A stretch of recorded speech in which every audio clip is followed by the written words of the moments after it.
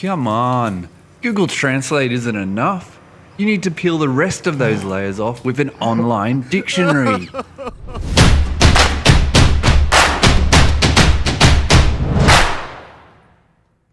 If this is your first time here, my name's Damien from englishriot, and I'm the sledgehammer that smashes down English language barriers. Let's get started. In this lesson, you're going to find out why Google Translate is like the first layer of an onion, when really you need to be using an online dictionary to find out what are all these other layers. It might not be as easy as using Google Translate, but sometimes language learning, if you put in the hard work, you're going to learn a lot more. And you just need to sometimes bite the onion.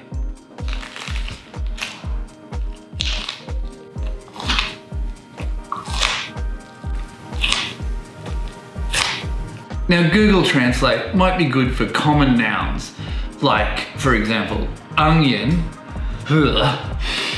But when you start thinking about high frequency verbs, there's a lot more information you need than just a quick Google translation.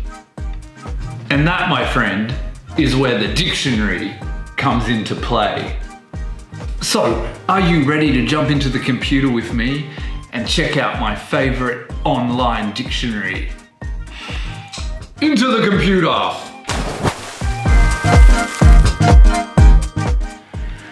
Alright, let's just say you've done a search for this word in Google Translate already, and now you want to get a bit more deeper knowledge or start peeling off those other layers of the onion skin. So now we'll go to Longmans Contemporary Dictionary online. And the word I'm going to use is order. So we type that into the search box, press enter, and here we go. So on our screen, let's go through the type of information that this dictionary can give you. So, for example, we have word family. Now, word family are all the different types of forms of the word. So, for example, verb, noun, adjective, etc. So you can see in the examples here, we have the noun, order, we have the negative, disorder, and also ordering. And then when you go to the adjective, we have ordered, disordered. And we also have the verb, which is order, down here. Now we keep moving down and to the next section. Let's talk about frequency. Now, frequency is one of my favorite things because not all words are created equal. So it's really important to spend more time on the words that are higher frequency or the words that are used a lot. And now this information is given to you in the dictionary. So we can see here these 3 dots.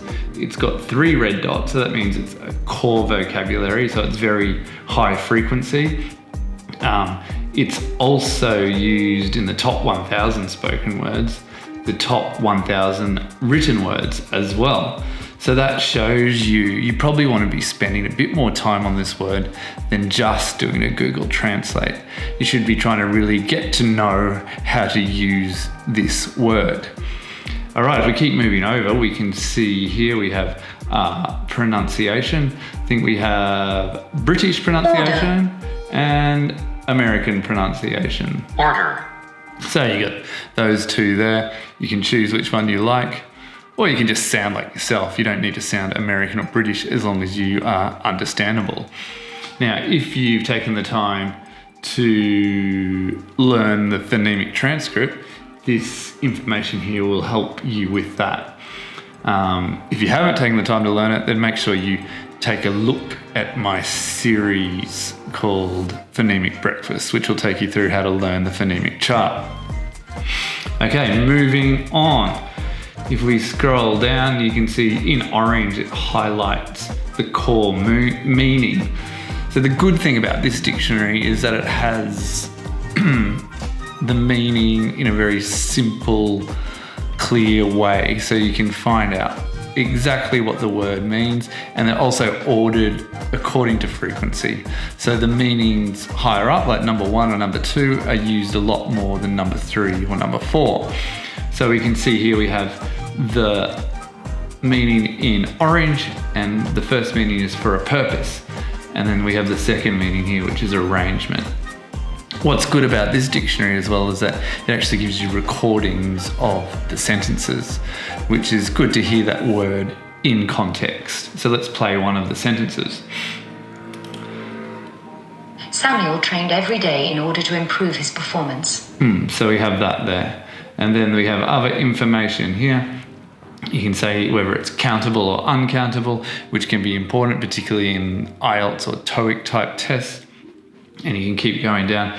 We have different meanings within the meaning of arrangement. So we keep scrolling down. We have the third meaning, which is to do with instructions, controlled situations, well-organized state, and for food or drink, for goods, and etc. You can see with this word, because it's so high frequency, it has lots of different meaning senses. It's probably good to get used to the top 3, and then depending on your needs, you can look at all the other meaning senses as well. So we'll keep going down. Here's an important box here. We have collocations. So collocations are words that go together. So if you're trying to become fluent in English, it's a good idea to become aware of the collocations, and particularly if you're doing something like the IELTS test, if you want to get anything above a 6, you really need to be showing usage of collocations in your speaking and writing. And you can see here they pair it up according to adjectives like the right order, the wrong order, the reverse order, chronological order, and then we move down to phrases, putting something in order. Okay, we have more collocations. These ones are organized according to verb. Okay, and it also links up to meaning. So meaning 3, giving an instruction to do something that is given by someone in authority. So the men argued that they only had been following orders, so that's an example for follow orders. We keep moving down, you got adjectives and noun, and all the way down we hit the corpus. Now the corpus is where the dictionary finds all its information. It has thousands or billions of examples of words in context, and in this dictionary they give you a small sample of those sentences to give you a better idea of how to use this word. So you can see here lots of examples of corpus. They also have collocations used in the example as well. So I hope you can see now it's important to go past the first layer of meaning in a word, especially if it's a high frequency word. You really want to be getting into all these other layers or meanings of that word so you can use it fluently.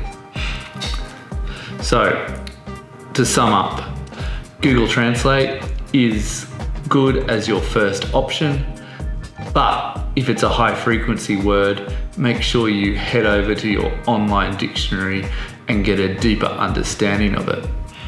If you want to see a method to help record all this information, check out my video on spidergrams. Also, if you want a complete vocabulary system, then head over to englishriot and buy my book, English Words Unmasked. See you next time.